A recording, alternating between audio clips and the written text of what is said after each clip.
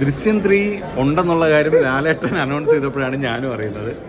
ഞാൻ ഒരുപാട് ആഗ്രഹിക്കുന്നു. കാര്യം എന്നെ മലയാളികൾക്ക് സുപരിചിതനാക്കിയത് അല്ലെങ്കിൽ എവിടെ ചെന്നാൽ ഇപ്പോഴും അറിയപ്പെടുന്ന സഹദേവനായിട്ടാണ്. അതുകൊണ്ട് അതിൻ്റെ സെക്കൻഡ് വന്നപ്പോഴും ഞാൻ ഒരുപാട് ആഗ്രഹിച്ചിരുന്നു. തേർഡ് വരുമ്പോഴും അതുപോലെ ആഗ്രഹിക്കുന്നു. പക്ഷേ അതൊന്നും നമ്മുടെ കയ്യിലല്ലല്ലോ. അപ്പോൾ ഞാൻ ഒരുപാട് ആഗ്രഹിക്കുന്നു. അപ്പം ഞാൻ പ്രാർത്ഥിക്കുന്നുണ്ട് ജിത്തുബായിക്ക് അങ്ങനെ തോന്നട്ടെ, എഴുതാൻ സഹദേവനും കൂടെ ഒന്ന് വന്ന് പോവാൻ. സസ്പെൻഷനൊക്കെ മാറി തിരിച്ച് അത് ഒരുപാട് പേരൊക്കെ ഉണ്ടാക്കുന്നുണ്ട്. പക്ഷേ ഇതൊന്നും ആയിരിക്കുമല്ലോ അദ്ദേഹം ഉണ്ടാക്കിക്കൊണ്ടിരുമ്പോൾ. അദ്ദേഹം തന്നെ ഓപ്പണായിട്ട് പറഞ്ഞിട്ടുണ്ട്, ദൃശ്യം 3യുടെ കഥ ആരും ഉണ്ടാക്കി എന്നെ വിളിക്കണ്ട, നമ്മളത് പ്ലാനിങ് ഇല്ല, ഉണ്ടെങ്കിൽ ഞാൻ തന്നെ എഴുതും എന്നുള്ളത്. അപ്പം നമ്മൾ ആരും മനസ്സിൽ കാണാത്ത ഒരു വേർഷനായിരിക്കും ജിത്തുബായി കൊണ്ടുവരുന്നത്. അതെന്തായാലും നമ്മളെ ഞെട്ടിക്കുന്ന സാധനം തന്നെ ആയിരിക്കും. അതിനുവേണ്ടി ഞാനും വെയിറ്റിംഗ് ആണ്. അതിനൊപ്പം ഞാനും സഹദേവൻ ഉണ്ടാവട്ടെ എന്ന് പ്രാർത്ഥിക്കുന്നു. പ്രേക്ഷകർ പറയുന്നത് ലാലേട്ടനോട് ദേഷ്യം മാറ്റിയിട്ട് നിങ്ങൾ രണ്ടും ഒന്നിക്കണം. അതെ, വരട്ടെ. എന്തായാലും ഞാനും വെയിറ്റിംഗ് ആണ്. നമ്മൾ ഒരുപാട് വെയിറ്റ് ചെയ്യുന്നൊരു സിനിമയാണ് ദൃശ്യം 3.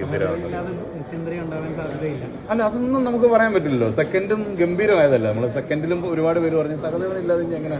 പക്ഷെ അതാണ് നോർമൽ ആൾക്കാർ ചിന്തിക്കാത്ത രീതിയിലൂടെയാണ് ജിത്തു ജോസഫ് എന്ന ഫിലിം മേക്കർ പോയിക്കൊണ്ടിരിക്കുന്നത്. ഫസ്റ്റ് മുതലേ അതെ, അതങ്ങനെ നിർബന്ധമില്ലല്ലോ. പക്ഷെ എല്ലാവരും ആഗ്രഹിക്കുന്നതോടൊപ്പം ഞാനും ആഗ്രഹിക്കുന്ന കാര്യം എൻ്റെയും വലിയൊരു ആഗ്രഹമാണ് അതിൻ്റെ ഒരു ഭാഗമാവണമെന്ന്. അപ്പോൾ ഉണ്ടാവട്ടെ എന്ന് ഞാനും പ്രാർത്ഥിക്കുകയാണ്. പുതിയ പടത്തിലുണ്ടോ? ഇല്ലില്ല, ഒന്നും പറഞ്ഞിട്ടില്ല. അപ്പം ഇങ്ങനെ പ്ലാനിങ്ങൊക്കെ നടക്കുന്നില്ലല്ലോ.